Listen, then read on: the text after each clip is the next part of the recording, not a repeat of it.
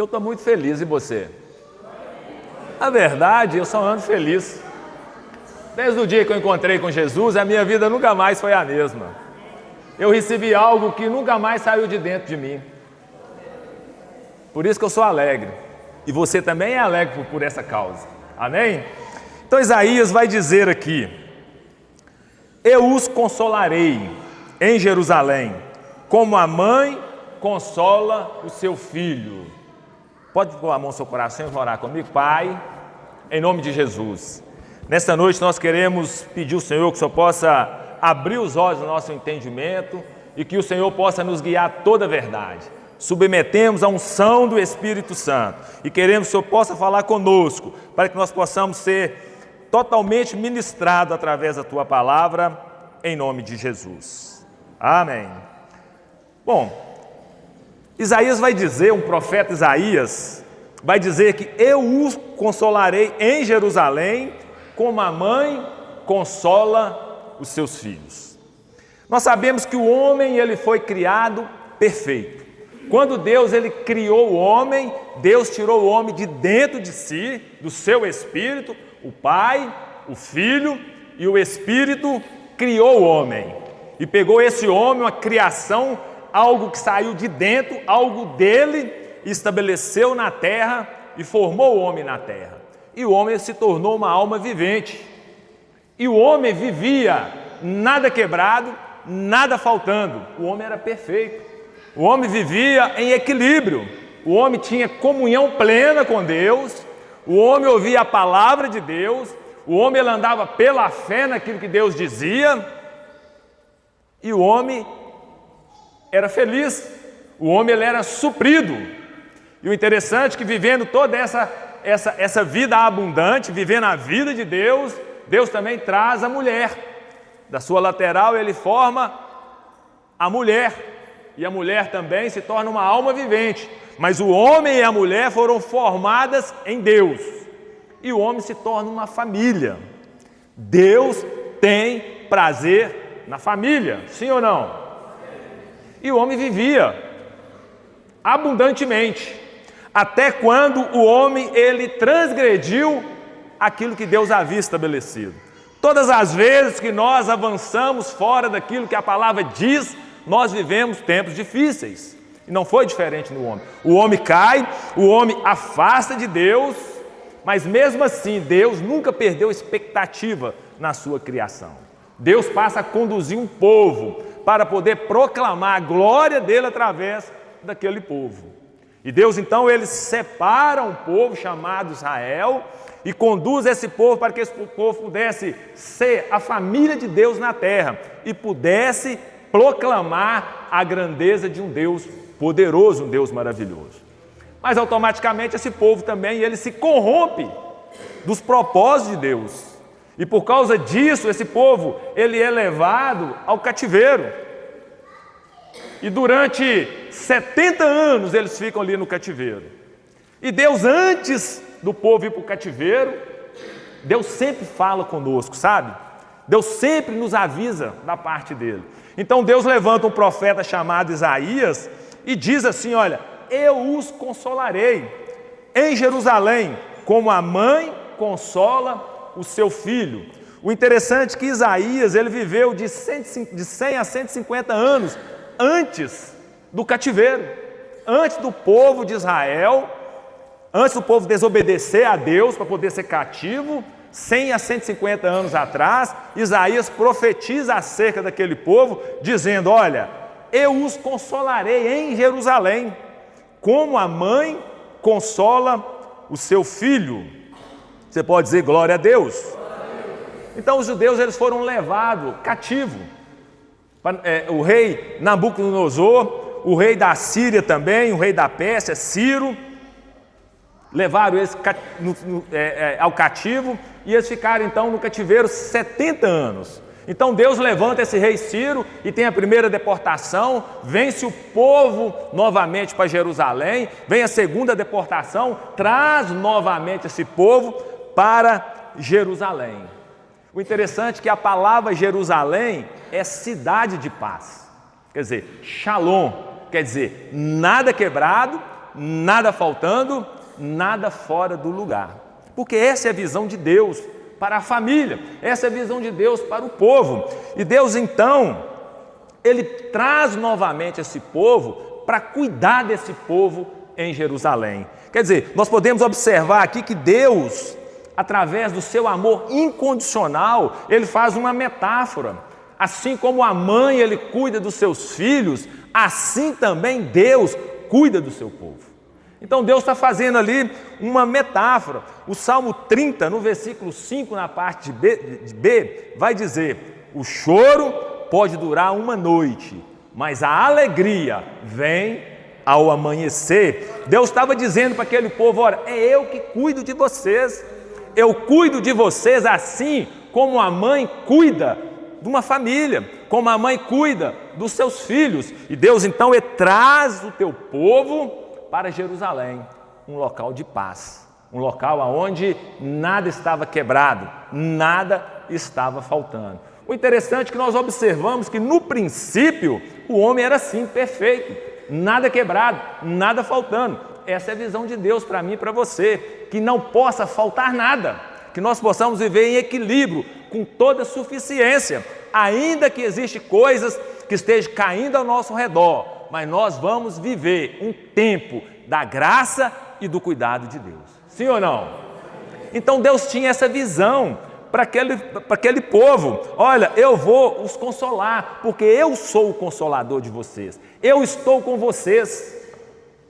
Deus, Ele nunca abriu mão da sua criação. Ainda que o homem se afastou, ainda que o homem pisou na bola, Deus, Ele permaneceu, né? O Espírito de Deus, ainda como um DNA, cobria o homem, revestia o homem, cuidando do homem em todas as áreas da vida dele. E Deus diz aqui: olha, eu cuido da minha família, eu cuido dos meus, eu levo vocês novamente para Jerusalém, porque lá vocês não vão ter falta de nada. Todo suprimento vai estar. Isaías, então, ele vai dizer lá no capítulo 41, no versículo 10, ele vai dizer aqui, olha: não fiquem com medo, pois eu estou com vocês, não se apavorem, pois eu sou o seu Deus, e eu lhes dou força, e os ajudo, e os protejo com a minha forte mão. Aleluia! Deus estava dizendo para Israel: olha, eu cuido de vocês, as minhas mãos, ela é poderosa para que nada possa tocar em vocês. Israel vivendo um tempo de dificuldade, um tempo de declínio por causa da desobediência, porque a palavra de Deus é o poder de Deus para todo aquele que crê. E Deus estava dizendo para Israel: se permanecesse na minha palavra, vocês vão viver uma vida abundante. Você pode dizer assim: glória a Deus. Você está me entendendo nessa noite? Aleluia. Aí Isaías vai dizer lá no capítulo 49, no versículo 15. Olha para vocês verem como que Deus trata o seu povo. Olha o carinho, é como uma mãe. Você que é mãe, você entende dessas coisas que eu estou dizendo, né? Ainda que os filhos dão uma pisadinha na bola, dão uma escorregada, vocês põem no colo e balança. Hoje mesmo eu pedi o neto: pega o doce para mim. Ele foi lá e pegou 2 vasilhinhas, uma caiu no chão e quebrou. Eu só olhei para ele, não pude falar nada. É a minha família, é o meu filho.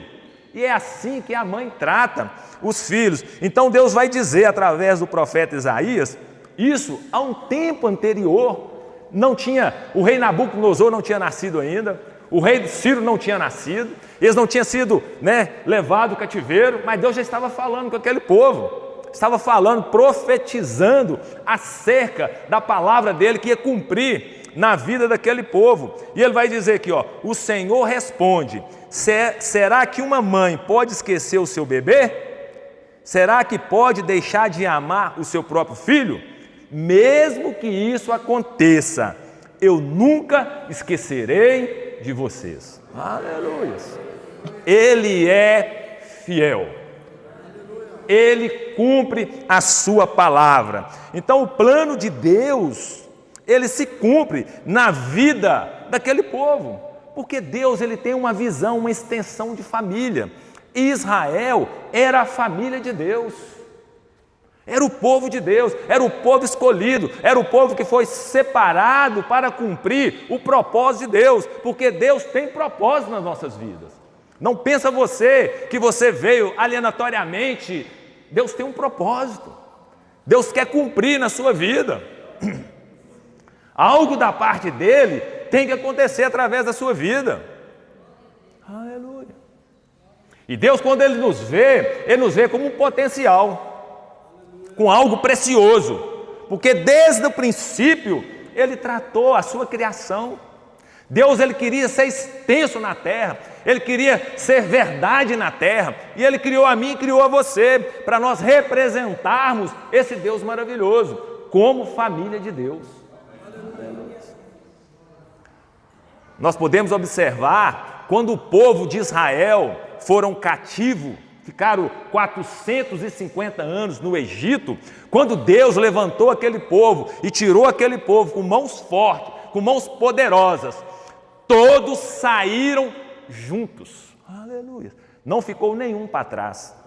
O Salmo 105 vai dizer que todos saíram curados, todos saíram sarados, nenhum ficou para trás. A Bíblia vai dizer que era aproximadamente 450 mil pessoas, mas alguns estudiosos vão dizer que era quase 3 milhões de pessoas. Ninguém ficou para trás. Quando Deus olha a igreja, ninguém fica para trás. Aleluia. É a família de Deus. Aleluia. Os propósitos têm que se cumprir. Aleluia. Agora, quando nós olhamos para a nova aliança, nós podemos ver Deus manifestando o mesmo caráter, a mesma vontade, o mesmo princípio, só que agora de forma diferente. Na antiga aliança era Deus por fora. Na nova aliança nós podemos ver que é Deus por dentro. Aleluia. Olha o que Jesus vai dizer em João 15, 16. Ele vai dizer assim, olha: e eu rogarei ao Pai, e Ele vos dará outro Consolador, para que fique convosco para sempre. O que Jesus estava dizendo? Antes dele ser assunto aos céus, ele disse a seus discípulos: olha, fique tranquilo, não vos turbe o vosso coração, credes em mim, credes também no meu Pai. Na casa do meu Pai há muitas moradas, se não fosse assim, não vos teria dito, eu vou preparar lugar para onde eu estiver, vós estáis também. Fique tranquilo. Eu vou enviar uma pessoa da mesma qualidade, com o mesmo poder, com a mesma capacidade. Ei, e digo para vocês, eis que Ele estará convosco todos os dias da sua vida. Nunca se sinta abandonado por Deus. Deus, através do Espírito Santo, Ele é uma pessoa que habita dentro de você, que tem sentimentos. Ele é um professor, Ele é um ajudador, Ele nos conduz a toda a verdade, Ele nos convence do erro, da justiça e do juízo. Ele é o próprio Deus, esse Deus criador, esse Deus que cuidou de Israel todo o tempo, é o mesmo Deus que mora dentro de mim e mora dentro de você. Aleluia. Por isso é que eu ando assim, ó, não de nariz em pé, mas de cabeça erguida. Aleluia. 1 João 4,4 vai dizer: filhinhos, sois de Deus e já o venceste, pois maior é aquele que está em vós do que aquele que está no mundo. Ele é maior, irmãos. O maior habita em você. Nada faltando, nada quebrado, nada fora do lugar. Aleluia. Aleluia. Então nós podemos observar que Deus, Ele sempre trabalhou com o homem de uma forma coletiva. Ainda que Deus estabeleceu princípios para o homem, mas Deus sempre trabalhou de forma coletiva. Mesmo no homem antes de cair, Ele deu ordem para Adão, Eva pisou na bola e a família perdeu o acesso. Quando nós pegamos a história de Israel, Deus trabalhando com o povo, trabalhando individualmente, ao mesmo tempo, Ele trabalhando com o povo. Quando nós olhamos, convertemos isso para a família, porque a salvação, ela é individual. Cada um vai prestar conta diante de Deus, o casal. os filhos, mas a visão de Deus, ela é coletiva. Eu lembro quando eu aceitei Jesus dia 16 de abril de 1996. É isso mesmo, esposa? A minha esposa aceitou Jesus no dia 29 de abril de 1996. Eu aceitei Jesus, Jesus passou a habitar dentro de mim, Deus passou a habitar dentro de mim, a minha esposa aceitou Jesus, Jesus passou a habitar dentro dela e a nossa família foi transformada. Os filhos foram sendo alcançados. Quer dizer, Deus, ele trabalha individualmente, mas a visão, o propósito de Deus é trabalhar com a família. A igreja é a família de Deus. Deus, ele trabalha com a família. Quando o pastor estava falando esses detalhes de doar sangue, de ajudar, isso é a visão da igreja. Isso é a visão da família de Deus. Então Deus, ele tem prazer em operar na família. Então quando o homem, ele tem uma visão dessa perspectiva de Deus, ele tem uma comunhão mais fácil, ele tem um entendimento mais fácil, ele vive mais fácil aquilo que Deus tem para a vida dele. Porque a visão de Deus é alcançar toda a família. Você está comigo? Agora veja bem, às vezes nós fazemos, teve até uma escola de casais aqui, né, pastor? Às vezes nós fazemos alguns cursos de casais e é legal você aprender a abrir a porta, para a esposa, dar um buquê de rosas, no dia do aniversário dar uma joia para ela, sabe? Dar um carro 0 quilômetro para ela. Você vai olhar para o seu marido e fala, meu bem, nós queremos agora uma casa nova. Ele vai lá e compra uma casa nova para você. Olha que maravilha, tudo isso é bom, não é? A minha esposa está precisando dar uma joia para ela, sabe? Sim ou não? Você se alegra por isso? Mas veja bem, então, tudo isso é importante para as nossas vidas. Mas veja bem, mas se nós atribuirmos à família só o valor sentimental, só o valor social, é perigoso. Nós não podemos conduzir a nossa família nesse nível. Tudo isso é importante. Por que é perigoso? Porque qualquer embate, qualquer circunstância difícil, a família se torna um risco muito grande. Agora, quando nós sedimentamos a nossa casa naquilo que Deus disse, naquilo que Deus é, naquilo que Deus pode até vir as circunstâncias, mas nós sabemos onde nós estamos firmados. Por isso que a família, por isso que o marido, ele precisa entender do amor de Deus sobre a vida dele, sobre a casa dele. Porque ele é o cabeça. Não é a mulher que é o cabeça, é o homem que é o cabeça. O homem traz a direção e a mulher toma o volante na mão.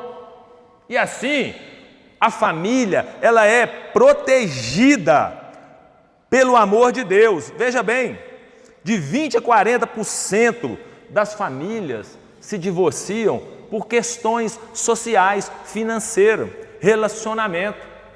E se a gente for avaliar, é uma grande possibilidade que as pessoas não conhecem do amor de Deus, da palavra de Deus.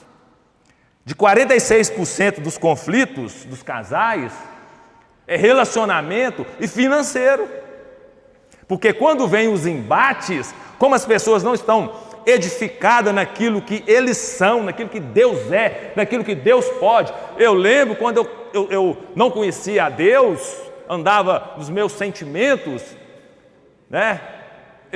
a minha esposa poderia ter me deixado, porque eu andava alheio. Depois que eu pude entender o meu papel em Deus, a minha casa em Deus, eu falei, meu Deus, eu tenho uma família, eu tenho filhos, eu tenho uma história, eu preciso viver de tal forma que eu construa um legado, uma geração. E se nós observarmos a palavra de Deus, Deus é um Deus geracional, Deus tem compromisso com gerações. Eu preciso que a minha geração, ela conte histórias. Quem foi o Tolentino? O neto, o bisneto. Aleluia. E nós temos que trabalhar pelaquilo que Deus disse, aquilo que Deus pensa a respeito da família. Aleluia. E se nós formos ampliar isso, podemos ver que hoje existe uma catástrofe em relação à família. A família hoje ela tem sido degradada, tem sido fragmentada. E o dia que eu conheci esta palavra, restaurou a minha vida, restaurou meu casamento. Eu aprendi a perdoar, eu aprendi a pedir perdão, eu aprendi a olhar para frente e esquecer daquilo que nos condenava. Nós decidimos viver aquilo que Deus tinha para nossas vidas. E nós passamos a ser felizes, nós vamos ser felizes. Nós vamos crescer, nós vamos avançar, porque os sonhos estavam por dentro. E os nossos sonhos, Deus tem prazer em cumprir nas nossas vidas. Aleluia. E vou dizer para vocês, e tem que ser rápido. Nada quebrado, nada faltando, nada fora do lugar. Você está comigo? Amém. Aleluia. Agora eu quero compartilhar 2 textos com vocês, para que vocês possam entender que nós precisamos de acelerar, um aceleramento de entendimento, para nós vivermos aquilo que Deus tem para as nossas vidas. Abra sua Bíblia no livro de Hebreus, capítulo 5, versículo 12.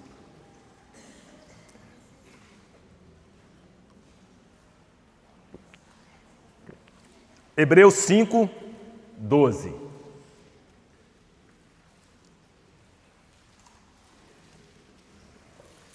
Acharam aí? Essa carta é uma carta que o autor dos Hebreus, ele escreve a um povo, o povo hebreu, que tinham afastado daquilo que Deus tinha realizado na vida deles. Aquilo que Jesus havia implantado no coração deles. Estava afastando. Então, essa carta vai dizer para eles, no versículo 12: pois, como é feito, quando deveis ser mestres, atendendo o tempo decorrido, tendes novamente necessidade que alguém vos ensine de novo. Quais os princípios elementares dos oráculos, quer dizer, quais os princípios da vontade de Deus, assim vos tornardes como necessitados de leite e não de alimento sólido. O que o autor dos Hebreus está dizendo? Quer dizer, nós aprendemos tantas coisas, nós ficamos tanto tempo recebendo de Deus aquilo que nós tínhamos, mas nós pegamos aquilo e jogamos fora. É como o pastor trazer a igreja aqui e ensinar todos os princípios. Aí você vai embora, chega lá, não ensinou nada, você não lembra de nada, você não faz nada daquilo que ele ensinou. Então o autor dos Hebreus está dizendo isso: olha, vocês já eram para ser mestre, vocês já eram para estar ensinando pessoas, mas mesmo assim eu vou ter que voltar novamente e ensinar vocês novamente, sendo que vocês já eram para ser adultos e vocês ainda se encontram crianças. O que o autor está dizendo? Que essas pessoas não cresceram naquilo que Deus tinha para a vida deles. E se a pessoa não cresceu na vontade de Deus, automaticamente ele é uma presa muito fácil. Eu tenho um amigo que diz que catitu fora da manada é papá de onça.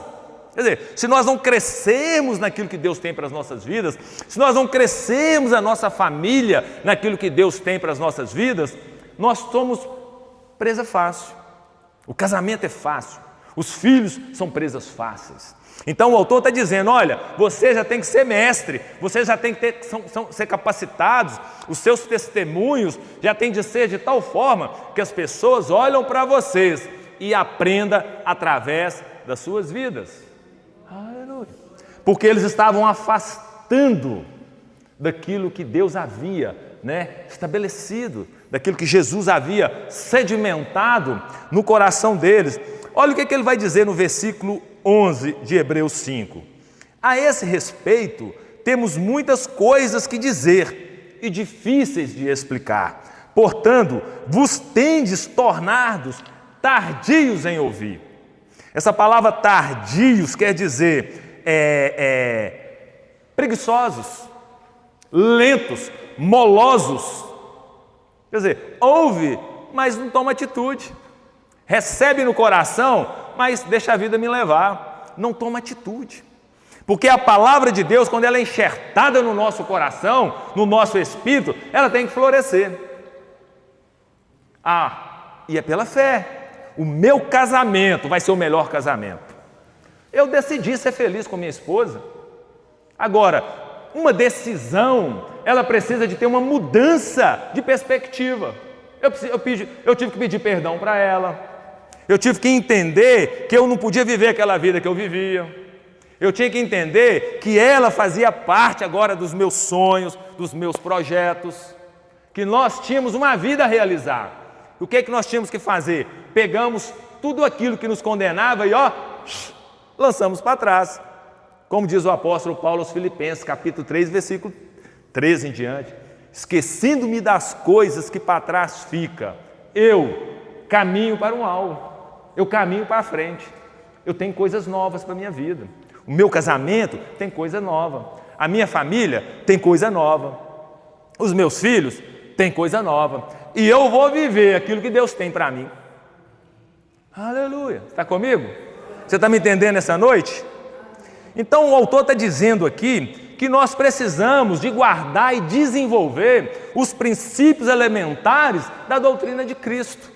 Entender aquilo que Jesus fez por nós, o perdão dos nossos pecados, a posição a qual Ele nos colocou, à destra do Pai, assentado acima de principados, potestades, dominadores deste mundo, acima de todas as coisas. Aleluia. Para quê? Para vivermos o melhor de Deus. Aleluia. Para vivermos aquilo que Deus tem para a nossa vida. Então, uma necessidade de crescimento e aprendizado para experimentarmos aquilo que Deus tem para as nossas vidas. Romanos capítulo 12, versículo 2, né? Não vos conformeis do modelo, renova a mente. O meu sogro fala assim, olha, renova a mente, renova a mente. Para quê? Para nós entendermos as coisas e experimentarmos a bondade, o cuidado daquilo que Deus tem. A verdade é aquilo que Deus já fez por nós em Cristo, já está dentro. O povo de Israel, a família de Israel, vivia com Deus por fora. A família de Deus agora em Cristo, a igreja, vive agora com Deus por dentro. Imagine, você caminha, Deus caminha com você. Você sonha, Deus sonha com você. Você projeta os seus sonhos, né, aquilo que está no seu coração, Deus está com você. Aleluia. Agora, se você quer dizer, alguém vai ter que voltar novamente e ensinar você novamente a tomar atitudes, a tomar decisões para que as coisas possam acontecer na sua vida.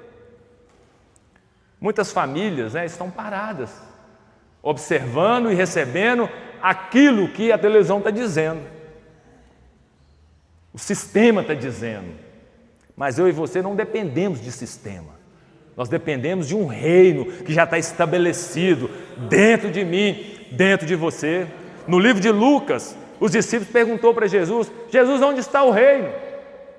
Aí Jesus então vai dizer, não está ali, nem está acolá, está dentro das pessoas. Aleluia. Desde o dia que nós entregamos a nossa vida para Jesus, o reino, a grandeza de Deus, o poder de Deus foi guardado dentro de nós. Aleluia. Por isso é que você tem que andar de cabeça erguida, alegre, declarando aquilo que você é em Deus. Eu posso todas as coisas, porque Ele me fortalece. Ele já fez aquilo que eu preciso. Aleluia. Olha o que o Hebreus no capítulo 6, no versículo 1, ele vai dizer. Agora nós vamos entender, quando ele faz a observação, que as pessoas estão paradas, precisando de aprender de novo. Agora em Hebreus 6, ele vai dizer aqui no versículo 1, abra a tua Bíblia. Aleluia. Pelo que, deixando os rudimentos da doutrina de Cristo, prossigamos, fala comigo, prossigamos, até a perfeição. Essa palavra perfeição aqui é maduro, até a maturidade, até você saber que você é um varão perfeito, até você entender que nada desse mundo vai roubar aquilo que está por dentro, até você entender que o que foi construído por dentro, você vai manifestar por fora, e assim vai ser naquilo que você diz. Aleluia. Então vai dizer que, olha, pelo que, deixando os rudimentos da doutrina de Cristo, prossigamos até a perfeição, não lançando de novo, não pode mais, os fundamentos do arrependimento das obras mortas, da fé em Deus, da doutrina dos batismos, da imposição de mãos, da ressurreição dos mortos e do juízo eterno. O autor está dizendo aqui, é tempo agora de você mudar de nível. É tempo agora de você sair de onde você está, pegar você, pegar seu esposo, pegar sua família, os seus filhos e mudar de nível. Aquele nível para você já não serve mais, porque você já atingiu o nível 1. Agora você vai ter que atingir nível 2, nível 3, nível 4. Começar a experimentar coisas maiores. Você está comigo? Aleluia. Então o autor está dizendo que nós não podemos ficar parados na posição. Nós temos que viver aquilo que Deus já disse ao nosso casamento, à nossa família, aos nossos filhos. Eu sempre digo, os meus filhos vão viver uma prosperidade de Deus. Nada vai faltar para os meus filhos, nada vai faltar para os meus netos, nada vai faltar para as minhas noras. Aleluia! Porque a palavra, ela diz isso. E eu vou viver aquilo que a palavra já declarou. Aleluia! Nada menos aquilo. Vocês já viram que alguns países dizem que as pessoas vivem abaixo da linha da miséria? E às vezes a gente está vivendo abaixo da linha do Evangelho. O Evangelho já está aí, já foi liberado. O Evangelho já disse. Nós já temos o sim e o amém da parte de Deus. E às vezes nós estamos vivendo, menos daquilo que nós somos. Fomos criados para ser, criados para viver, criados para conquistar, para romper, para construir uma história. Aleluia. Eu já testemunhei aqui, recentemente eu fiz um transplante de medula, um câncer de sangue, eu fiquei carequinho, por isso que eu tenho esse cabelão bonito aqui, ó. Um câncer de sangue, mas em nenhum dia eu vivi menos daquilo que eu fui criado para ser. Sendo crendo por dentro e declarando com a boca. Eu sou filho de Deus, em todas as coisas sou mais do que vencedor. 1000 cairão à minha esquerda, 10.000 à minha direita, mas eu não serei atingido. Eu serei como a árvore. Aleluia! Aleluia! Eu serei como a árvore plantada junto à fonte ribeiro, cujas folhas não caem, a qual dá seu fruto na estação correta. E tudo que eu fizer, eu vou prosperar. Aleluia! Isaías 53 vai dizer que lá na cruz, Ele já nos curou. Ele já nos libertou da enfermidade. O castigo que nos traz a paz estava sobre Ele. E pelas suas pisaduras, seus machucados, nós fomos sarados. Aleluia. E eu vou viver, ainda que tudo esteja desmanchando do meu lado, eu vou viver aquilo que a palavra diz. Nada menos. Aleluia. Você está comigo? Aleluia. Então Deus, quando Ele olha a família, Ele vê uma extensão do seu propósito. Deus nunca vai olhar um casal, um marido só. Paulo vai dizer que o marido, ele santifica a esposa santifica o marido. A visão de Deus é cuidar da família, é uma família forte. A igreja é uma família total de Deus. A igreja tem que ser forte, os membros têm que ser fortes, os casamentos têm que ser fortes, as famílias têm que ser fortes, os filhos têm que ser fortes. Porque é a visão de Deus. Aleluia. Você pode dar um sorriso para mim? Aleluia. Então Deus, Ele tem essa visão para a família. A família é o maior projeto de Deus. Não foi o homem que criou a família, foi Deus que criou a família. Lá no princípio Ele conectou o homem com a mulher e disse, olha, não pode separar, tem que andar junto. Construir uma geração. Eu vou ler alguns versículos aqui, só para a gente entender como a família ela é preciosa. Quando nós enxergamos a família como organismo vivo de Deus, nós passamos a viver de forma equilibrada. Eu lembro que o meu caçula, o Altair, quando ele casou, no primeiro mês, viu, Adão? Ele foi lá e brigou com a esposa dele. Aí chegou lá em casa, Pai, eu vim para cá e eu briguei com a Júlia e tal. Que bacana, hein, senhor?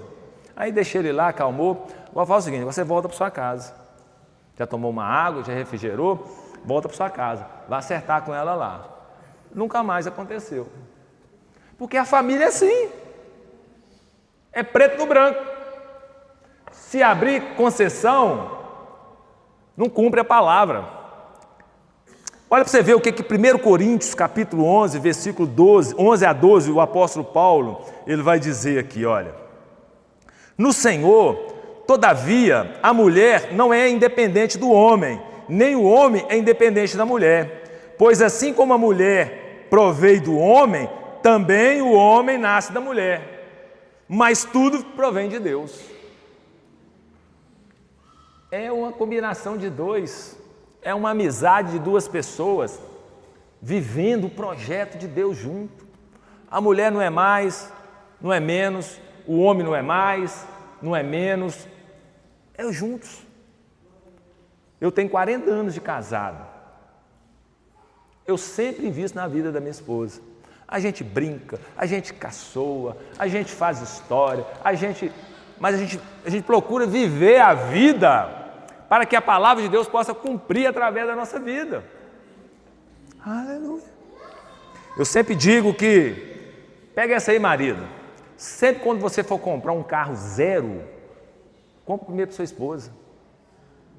Porque a Bíblia diz que tudo que você semear, você colhe. Pega essa manha.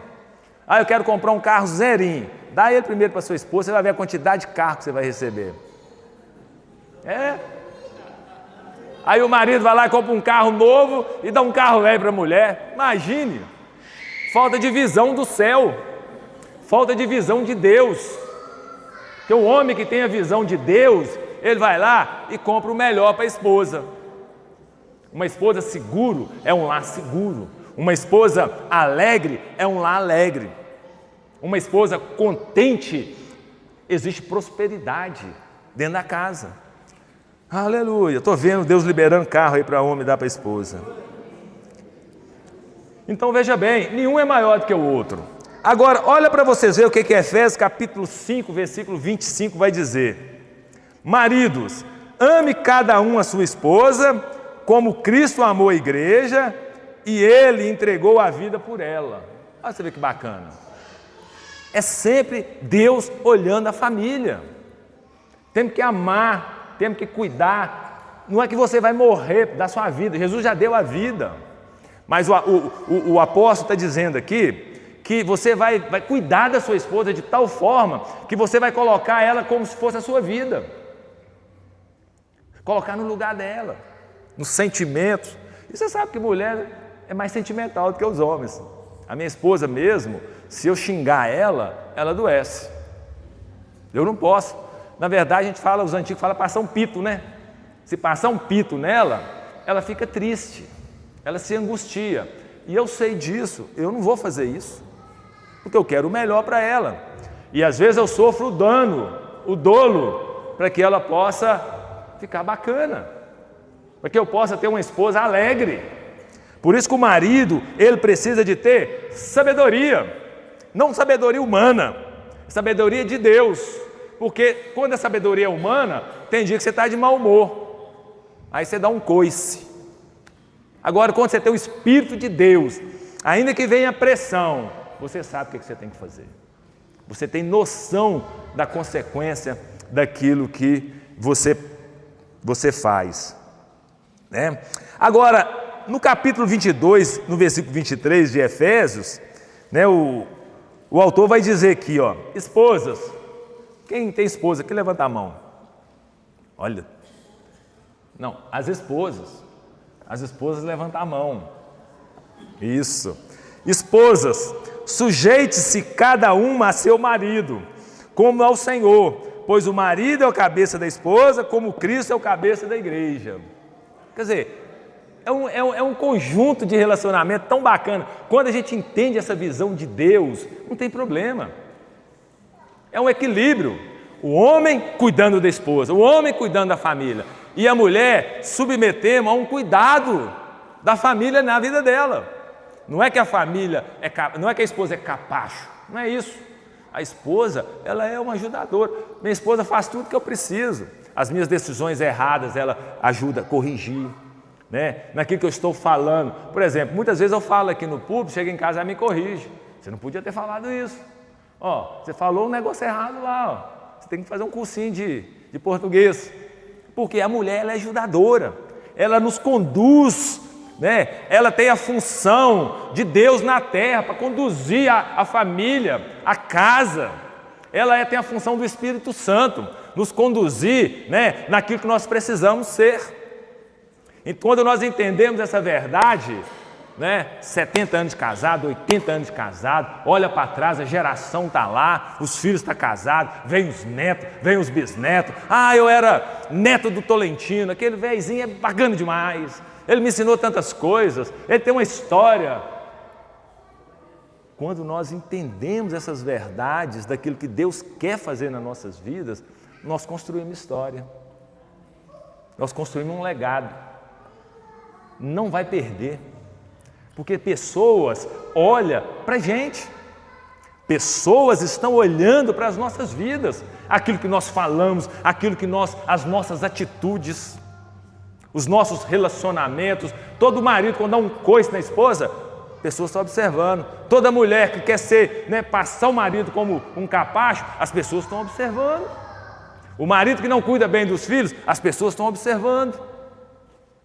Aleluia.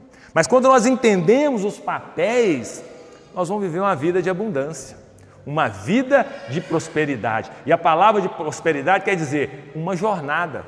Nós temos uma jornada.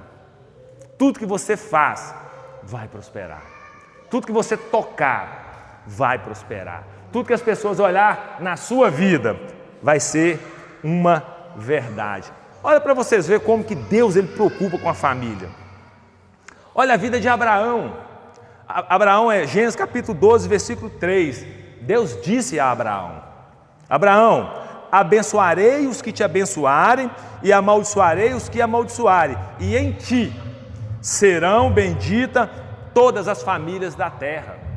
Quer dizer, a vida de Abraão, através da sua genealogia, veio Cristo, e Cristo foi a bênção de Deus através da vida de Abraão para as nossas vidas. Aleluia.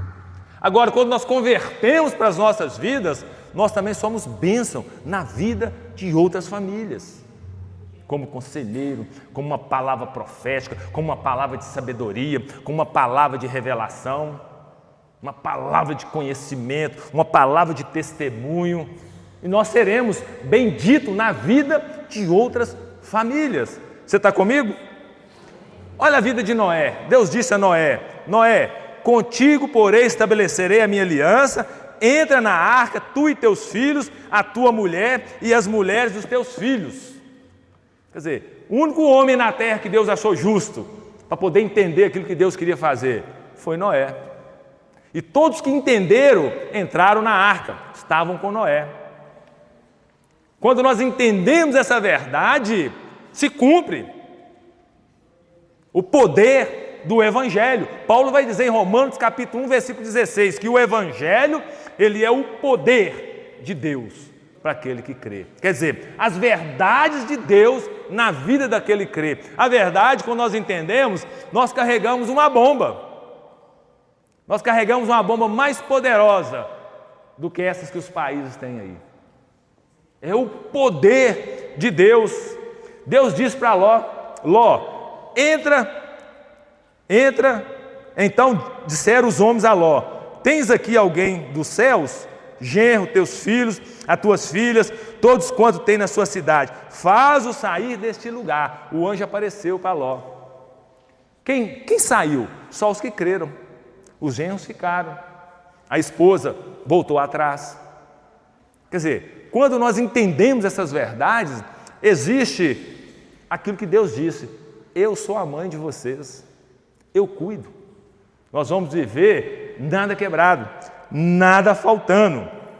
Quando nós olhamos para o Novo Testamento, nós podemos ver lá em Atos capítulo 16, versículo 31, quando Paulo e Silas, eles estavam encarcerados. Aquilo não foi uma promessa, mas se cumpriu na vida deles. Aqui vai dizer, olha, responderam-lhe, né, Paulo e Silas, né, junto, responderam-lhe, crê no Senhor Jesus e serás salvo tu e a tua casa. Não é uma promessa de salvação, mas eles disseram para eles, olha, se você crer e você levar a sua família, todos serão salvos. E aconteceu isso. Se nós lermos depois, nós podemos ver, toda a família foi alcançada pelo poder da palavra de Deus. Aleluia. Então a família é o poder de Deus na terra. Individualmente, nós somos, né, luz, mas a família junta, ela é um vulcão. Aleluia. Então Deus criou a família. Efésios capítulo 2, versículo 19. Assim já não sois estrangeiros e peregrinos, mas concidadão dos céus, e sois da família de Deus. Sois da família de Deus. Aleluia. A nossa casa pertence a Deus.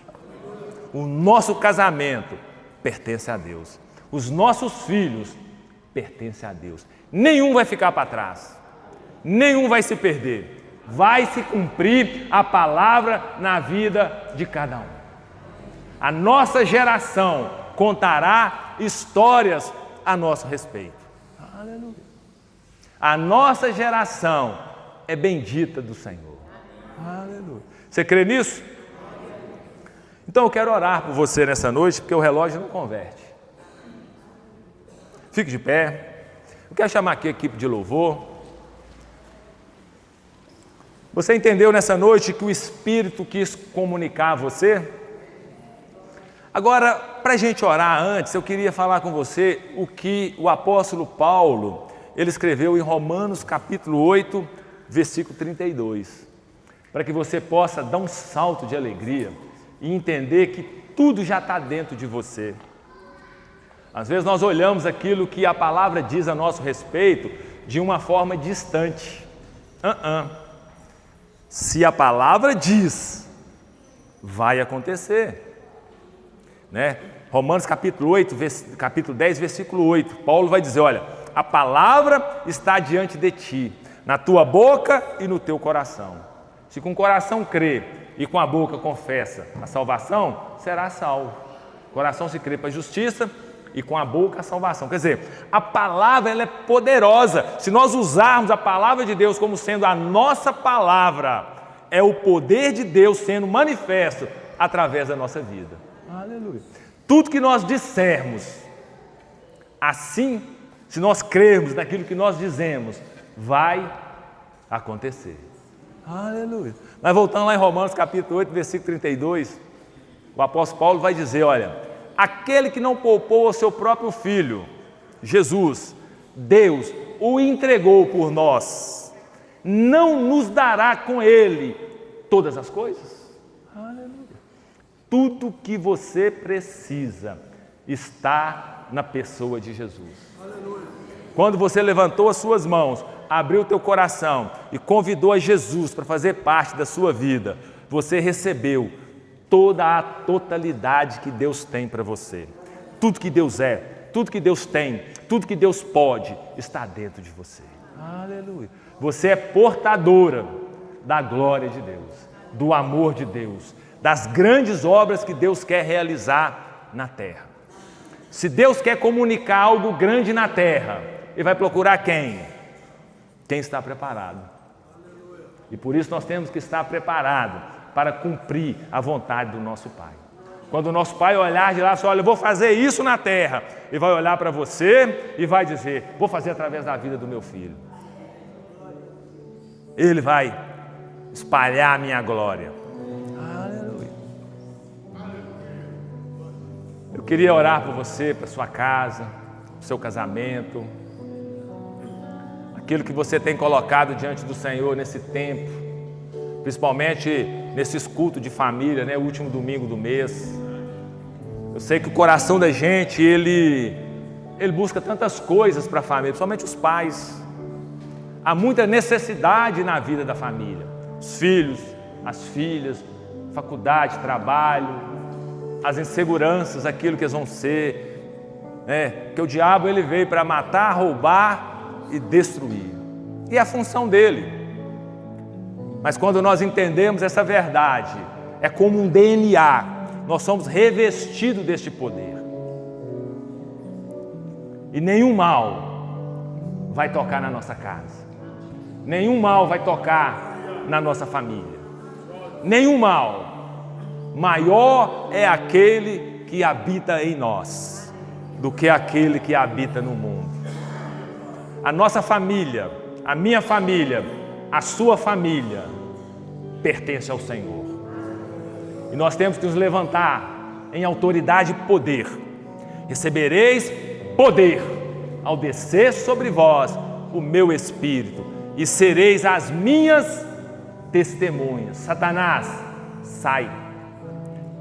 A minha filha, o meu filho, o meu neto, a minha geração pertence ao Senhor.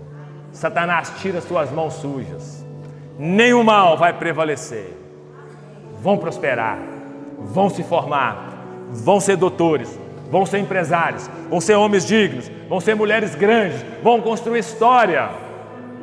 Porque a minha família pertence a um Deus poderoso, um Deus maravilhoso, um Deus grande. Aleluia. Começa a orar no seu lugar. Começa a não falar